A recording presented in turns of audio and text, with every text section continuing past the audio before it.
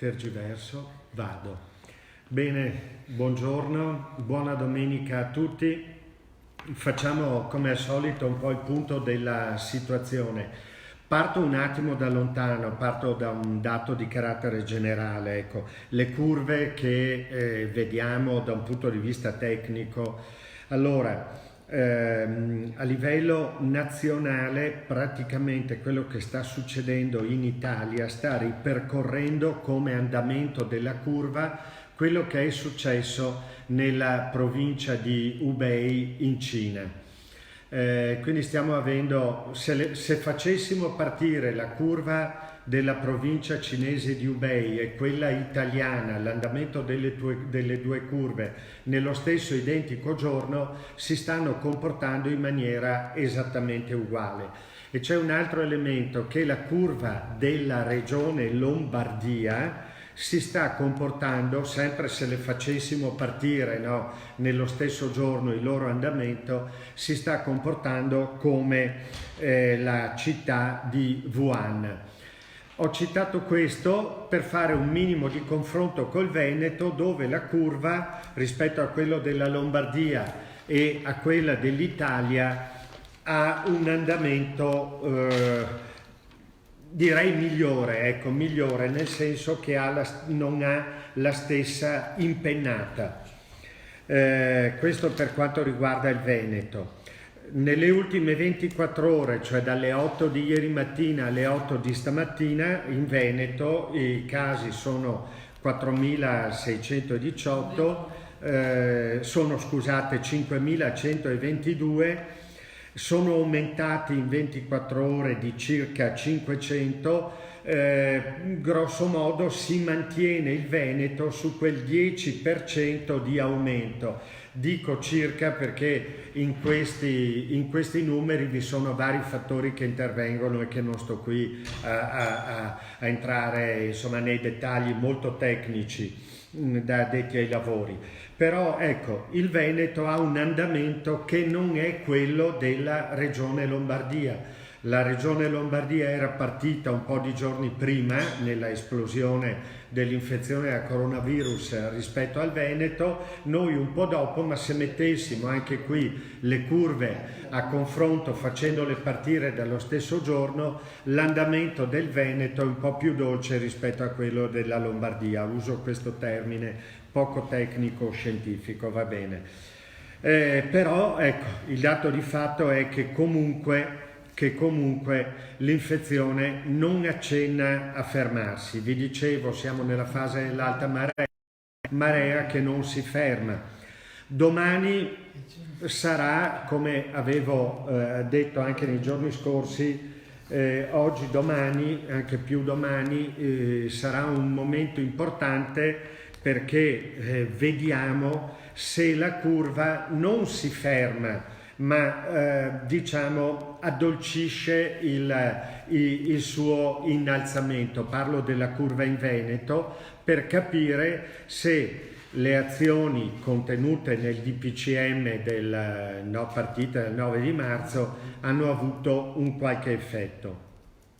Quindi domani insomma avremo è un primo momento critico, e guardate che non vuol dire che quindi vediamo se domani l'infezione si è fermata, vediamo se l'infezione ha avuto un rallentamento rispetto alla crescita continua. Dopodiché dell'infezione a coronavirus ne avremo ancora per diverso tempo, ma con la speranza che questa curva della crescita si addolcisca e magari arrivi alla cosiddetta fase di plateau, cioè si stabilizza prima di incominciare a scendere. Va bene. Questo per quanto riguarda un po' l'aspetto, chiamiamolo generale, ecco, il contesto nel quale si inserisce anche il Polesine. Per quanto riguarda il Polesine, anche noi abbiamo fatto la nostra curvetta, la curva polesana dal 22 di febbraio ad oggi. L'andamento è simile a quello del Veneto, è nel nostro caso un po' più dolce rispetto a quello del Veneto, che è un po' più dolce rispetto a quello della Lombardia come andamento. Resta sempre la provincia che ha il minor numero di casi positivi. Oggi riscontriamo, uso questo termine, riscontriamo 9 casi di positività. Riscontriamo perché, come ho detto altre volte, cioè i tamponi, questi riscontri di positività sono relativi a tamponi eseguiti ieri oppure l'altro ieri o il giorno 20, quindi non sono casi che sono diventati positivi oggi. Abbiamo oggi il riscontro appunto di 9 casi di positività. Di questi 9 casi, facendovi brevemente dandovi un po' le caratteristiche principali e ricordando che il criterio territoriale oramai conta poco, cioè nei primi giorni vi dicevo non c'è un focolaio in Polesine, era giusto dirlo ed era vero. Oggi noi vediamo che il virus è praticamente ubiquitario, per cui non si tratta più di parlare di focolai. Quello che noi andiamo a cercare è il contatto rispetto al quale è avvenuto probabilmente il contagio, perché per capire poi come agire dal punto di vista anche delle persone da mettere in isolamento. Ma ripeto, il criterio territoriale è un po' saltato, il virus è presente dappertutto. E questo è il motivo per cui ripeto fino alla noia, che è importante evitare i contatti non strettamente necessari, cioè i contatti con le altre persone. Sono questi contatti con altre persone che oggi portano appunto ai casi di positività. I contatti con altre persone positive noi non lo sappiamo, magari nemmeno loro, le persone che contattiamo, sanno di essere positive e quindi parte il contagio. Per cui l'importanza, ripeto, di evitare i contatti non strettissimamente necessari. Rimanere in casa. Vi dicevo 9 riscontri di positività odierni, ieri erano stati 2, se ricordo bene, il giorno prima erano stati 8, il giorno prima 21, vedete un andamento altalenante che non riflette il quadro clinico, è legato un po' anche ai tempi di esecuzione dei tamponi. Stiamo comunque parlando di tamponi eseguiti in questi ultimi giorni e sicuramente in questi ultimi giorni comunque abbiamo visto un'impennata, un aumento dei casi di positività. Questo sì, perché come ho già detto stiamo raccogliendo tutto quello che il virus ha seminato prima delle disposizioni del decreto del Presidente del Consiglio. Per quanto riguarda questi 9 casi, allora, questi 4 riscontri di positività, 4 persone erano già ricoverate, 4 di queste persone positive sono già ricoverate, sono state ricoverate tra il giorno 20 e il giorno 21. Una persona, si tratta di un signore, non ho tutti i dati anagrafici per cui non sono precisissimo, magari nel corso poi della giornata avremo i dettagli più precisi, anche perché non appena abbiamo il riscontro della positività, il lavoro dei nostri collaboratori, in particolare del servizio igiene, è quello proprio, partono immediatamente alla ricerca dei contatti che queste persone positive hanno avuto nei giorni precedenti, proprio per mettere queste persone che sono state in contatto col positivo, metterle in isolamento il più rapidamente possibile. E di questi 4 casi comunque che erano ricoverati già tra il 20 e il 21, i familiari e anche le persone a più stretto contatto con loro erano già state individuate e poste in isolamento. Questo per dire che non attendiamo sempre solo il riscontro della positività, partiamo anche prima, ma dicevo in questo momento sono tutti impegnati a ricostruire la mappa dei contatti di queste 9 persone.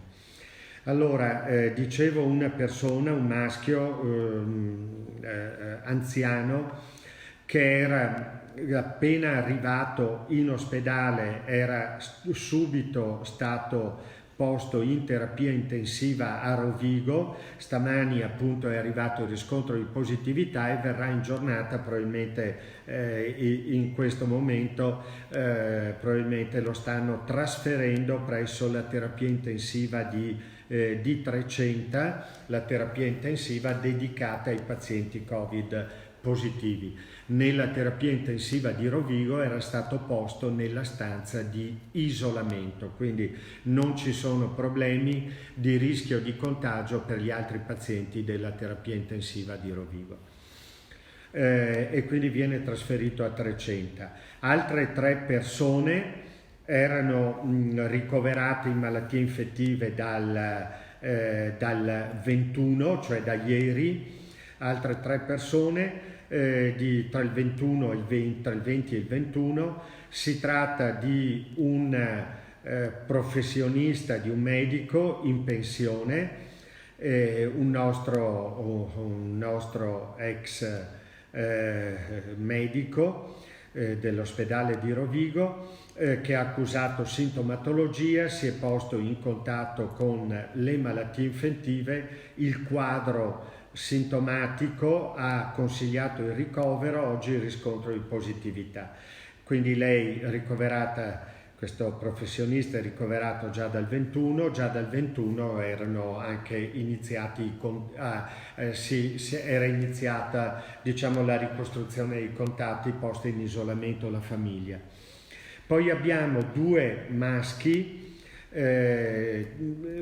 tutte persone polesane, non so dirvi l'area perché non ho, ripeto, il dato anagrafico preciso, quindi 2 polesani maschi, ambedue avevano fatto un viaggio all'estero anche in zone esotiche e dopo il rientro dal viaggio il 20 hanno iniziato ad accusare sintomatologia, sono arrivati alle malattie infettive.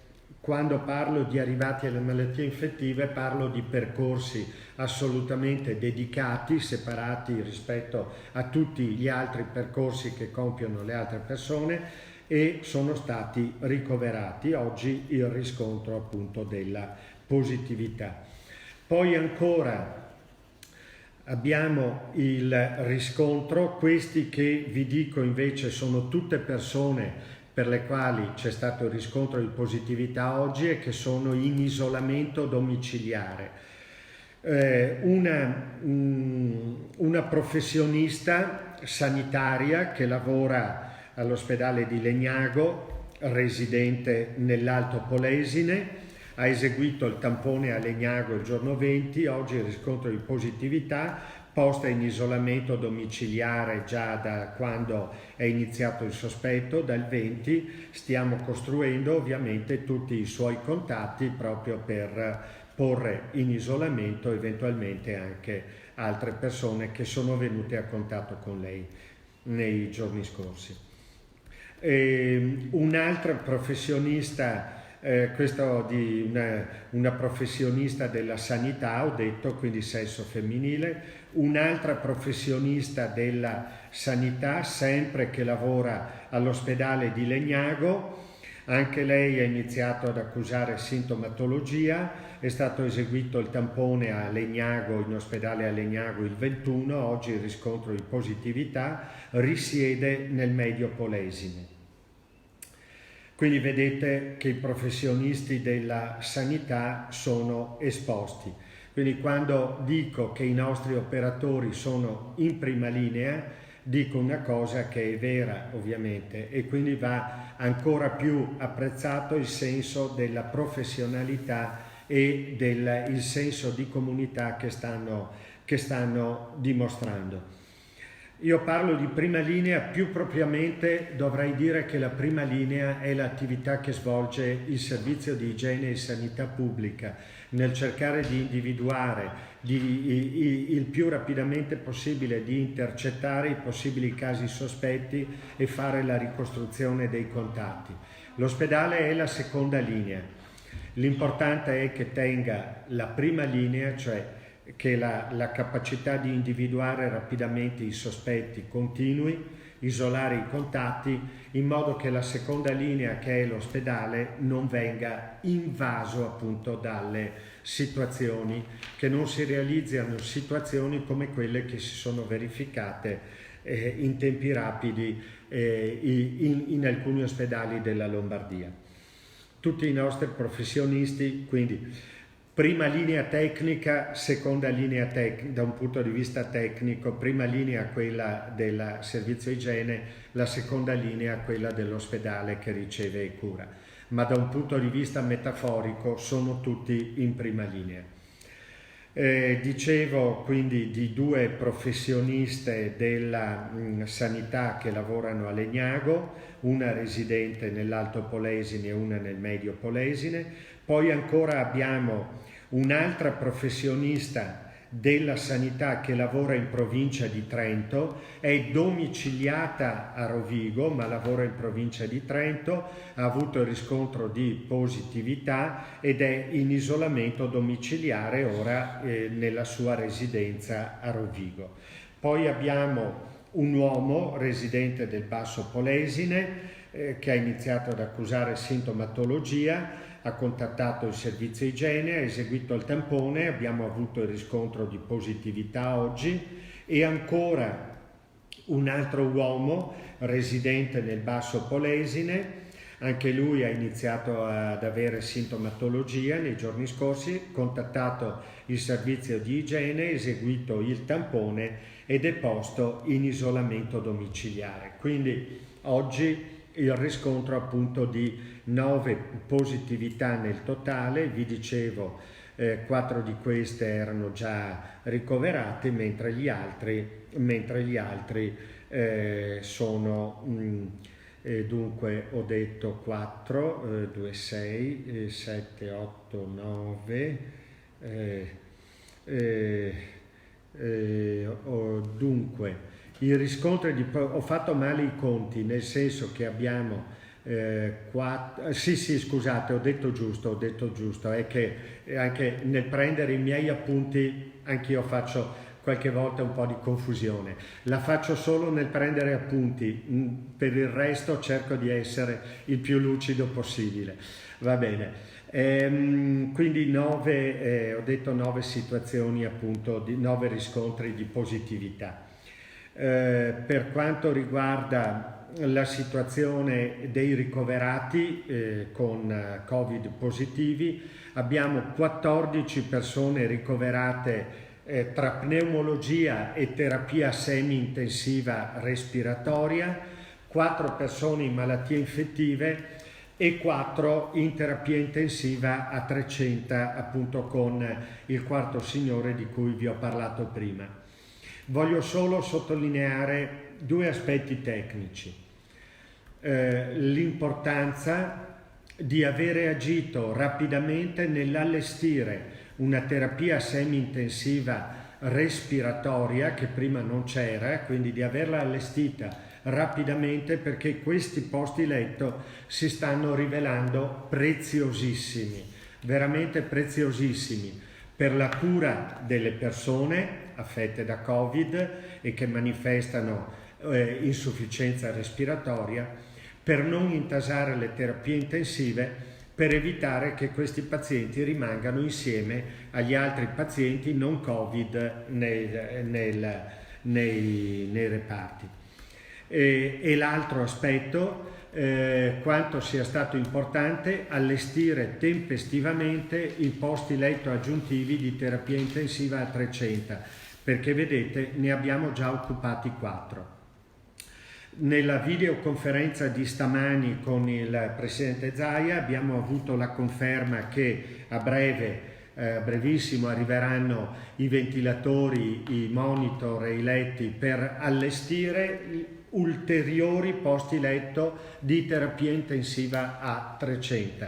Vedete anche voi come rapidamente si riempiono questi posti letto, e quindi l'importanza di averli a disposizione se, come è probabile, l'infezione non rallenta, non si ferma, o almeno rallenta un pochino. Questo per quanto riguardava i ricoverati. Ci sono anche delle notizie in questo bollettino, ovviamente impegnativo, ci sono anche delle notizie positive, perché uno dei 4 pazienti ricoverati in terapia intensiva oggi è stato estubato, il che non significa che oggi verrà dimesso dalla terapia intensiva, però è stato estubato, non ha più bisogno del ventilatore meccanico, quindi questo è un aspetto positivo. Probabilmente magari fra 1 o 2 giorni verrà poi trasferito dalla terapia intensiva nei posti letto della semi-intensiva pneumologica. Quando io ho detto estubato, non ho detto che è guarito dall'infezione da coronavirus, non è ancora negativo, l'abbiamo estubato, cioè ha superato la fase critica della grave insufficienza respiratoria. Mentre invece abbiamo 2 pazienti che erano positivi al coronavirus, ricoverati appunto nei posti letto della semi-intensiva pneumologica e pneumologia, che potrebbero essere in dimissione nei prossimi giorni perché hanno avuto un primo tampone negativo, e se anche il secondo risulterà negativo potranno essere dimessi. Sono asintomatici e quindi insomma speriamo bene che anche il successivo tampone sia negativo. Quindi nel bollettino pesante della giornata però abbiamo anche, da un punto di vista clinico, alcuni elementi che sono incoraggianti nel senso che dimostrano che con cure adeguate anche nelle situazioni più impegnative si può recuperare la guarigione. Pur ribadendo e ricordando che è un virus estremamente pericoloso, e ricordando di conseguenza che per non beccarsi questo virus pericoloso il vaccino a disposizione è rimanere a casa. Abbiamo anche attivato oggi una nuova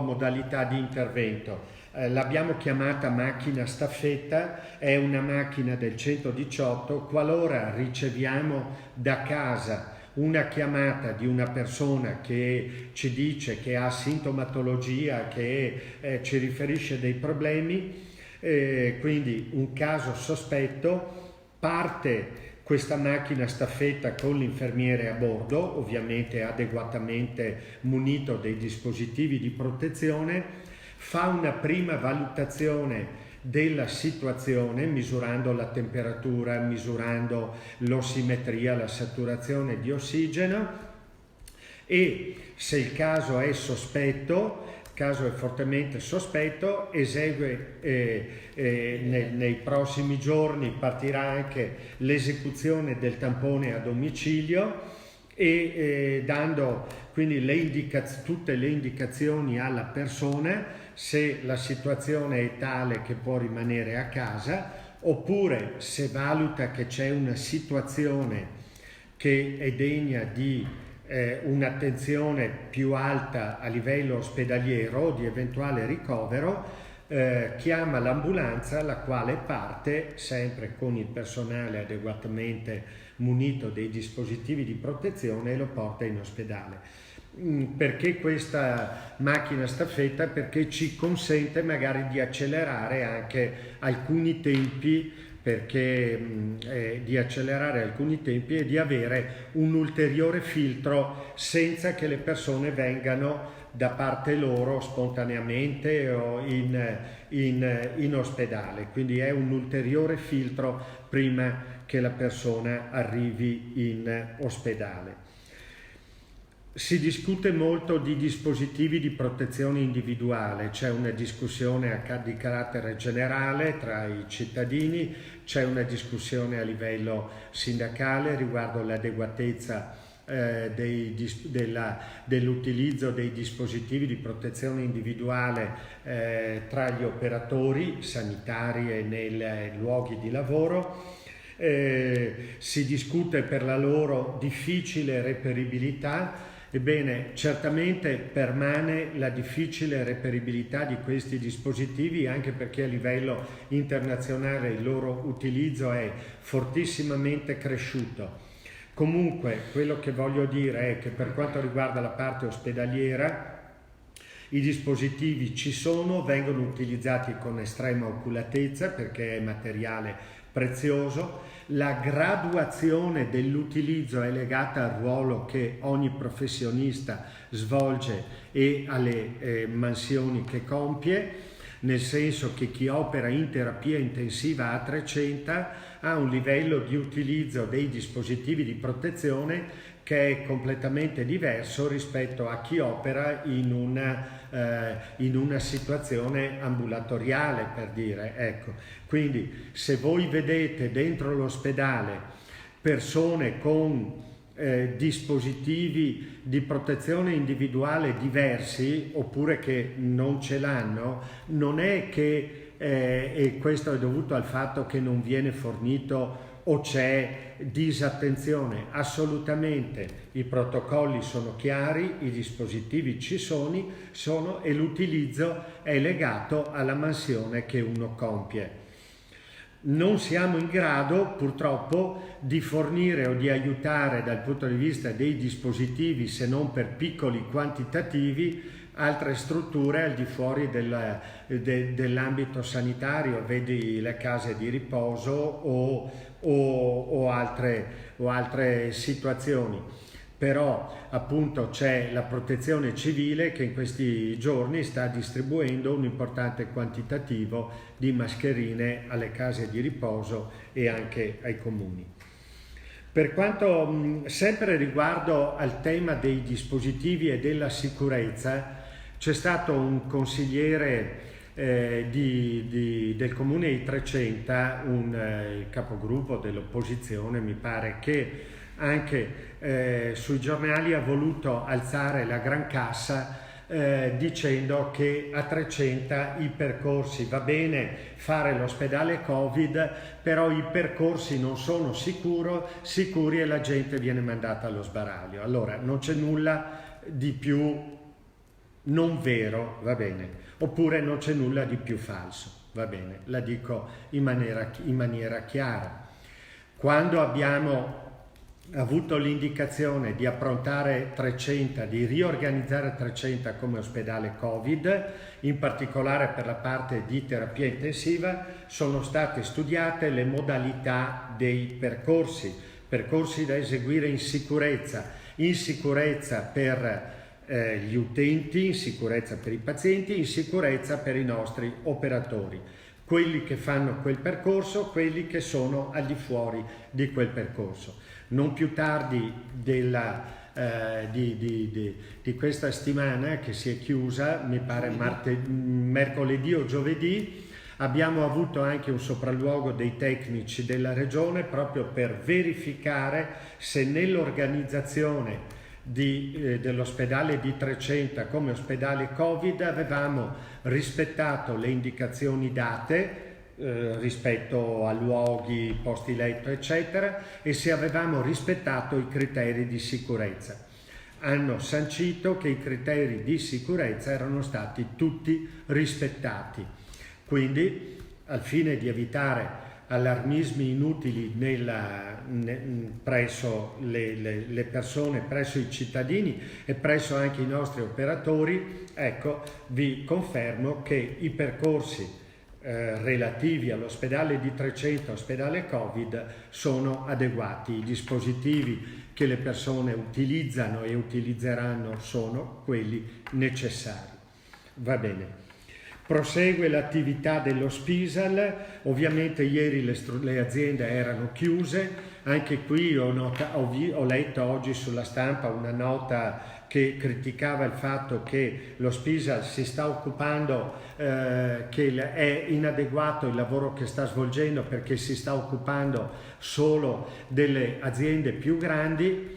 Certo, è una decisione che abbiamo preso e che ho completamente condiviso, quella di partire dalle aziende più grandi, cioè dove vi è la maggiore numerosità di dipendenti che vi operano contemporaneamente, proprio perché sono situazioni potenzialmente a maggior rischio per i singoli, a maggior rischio di diffusione. Quindi siamo partiti da quelle proprio per avere la massa più grande, ecco, di controlli in tempi rapidi. Dopodiché seguiranno anche tutte le aziende più piccole e certamente stiamo valutando l'opportunità di incrementare il personale dello Spisal per poter compiere anche un'attività ancora maggiore. Chiudo con il tema dei tamponi. Prosegue l'esecuzione dei tamponi secondo le due direttrici che vi ho detto. Ovviamente l'esecuzione dei tamponi relativamente ai casi sospetti, quelli individuati dal servizio di igiene pubblica, quelli che arrivano e che vengono ricoverati, le persone che vengono ricoverate in ospedale, malattie infettive o pneumologia, e poi l'attività dello screening, cioè legata appunto ai dipendenti, il personale sanitario, dipendenti delle case di riposo, e poi allargheremo ulteriormente. Un dato: finora i tamponi eseguiti sul personale sanitario dei quali abbiamo avuto riscontro sono stati tutti negativi, ne sono arrivati degli altri anche ieri e hanno avuto riscontro negativo. Questo bene per le persone, bene per la prosecuzione dell'attività.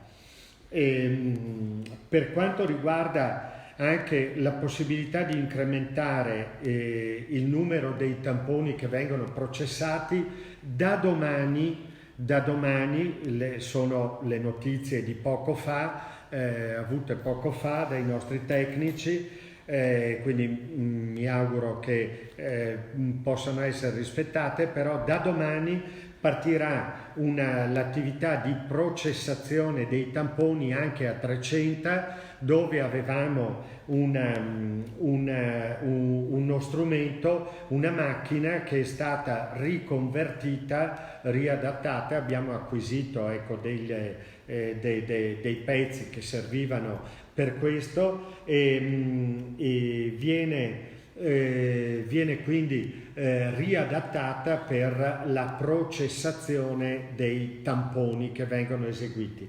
Dovremmo essere in grado, è un estrattore, ecco, questa macchina è un estrattore che veniva utilizzato dalla dottoressa Gusella. È un estrattore che è stato riconvertito e sarà in grado di processare appunto i tamponi che eseguiamo, e dovremmo arrivare, kit permettendo, dovremmo arrivare alla capacità di esecuzione di circa 200 tamponi al giorno, che si aggiungono a quelli che continueremo ad inviare al laboratorio di riferimento, che è quello di Padova, laboratorio che oltre a lavorare 24 ore su 24 verrà anche ulteriormente potenziato con nuove macchine, per cui nei prossimi giorni avrà anche una capacità ancora maggiore, insomma, di attività. Però già il fatto di poter contare su 200 tamponi che possiamo processare in loco ci dà un bel aiuto, soprattutto per quelle situazioni in cui abbiamo bisogno anche il più rapidamente possibile della risposta, vedi persone ricoverate o casi altamente sospetti. Io non ho altro da aggiungere per oggi. Se c'è qualche domanda. C'è una domanda di un utente che chiede come fa un asintomatico a non contagiare altre persone e come fa a guarire. Allora, la domanda è: come fa un asintomatico a non contagiare le altre persone e come fa a guarire? Beh, allora, una cosa abbiamo imparato purtroppo nell'esperienza coronavirus, dico purtroppo, ed è che le persone asintomatiche portatrici del virus possono contagiare le altre persone.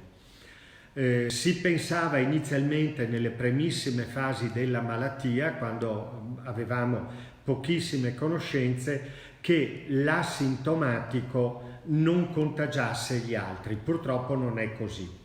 Beh, come fa l'asintomatico a non contagiare gli altri? Rimanendo in casa, cioè le disposizioni contenute nel DPCM e rafforzate con le recenti disposizioni di poche ore fa, l'altro ieri, sia del Presidente del Consiglio che del Governatore Zaia. Ecco, le disposizioni hanno questo senso. Siccome noi non riusciamo a individuare tutte le persone positive al virus, compresi gli asintomatici, non ci riusciamo in tempi rapidissimi, cioè l'importante sarebbe in un unico giorno sapere dei 5 milioni ai veneti quei che se positivi e quei che se negativi. I positivi li mettiamo tutti in isolamento dentro casa. Ecco, siccome questo non è possibile, le disposizioni hanno proprio questa ragione, hanno questo senso, cioè siccome noi sappiamo che l'asintomatico può essere contagioso e sappiamo che il contatto tra le persone, quindi tra un positivo anche asintomatico e un'altra persona, può portare al contagio, ecco, la misura da tenere è quella di evitare i contatti, quindi rimanere a casa o evitare i contatti. Come può guarire l'asintomatico? Se è asintomatico, probabilmente questa persona asintomatica potrà sapere di essere positivo se esegue un tampone perché, non so, era un contatto stretto o quant'altro. Ma dal punto di vista sintomatologico non ha bisogno di guarire perché è già asintomatico. Se non ci sono altri aspetti, io chiuderei qui. Vi auguro ancora buona domenica, speriamo di avere notizie migliori domani. Arrivederci.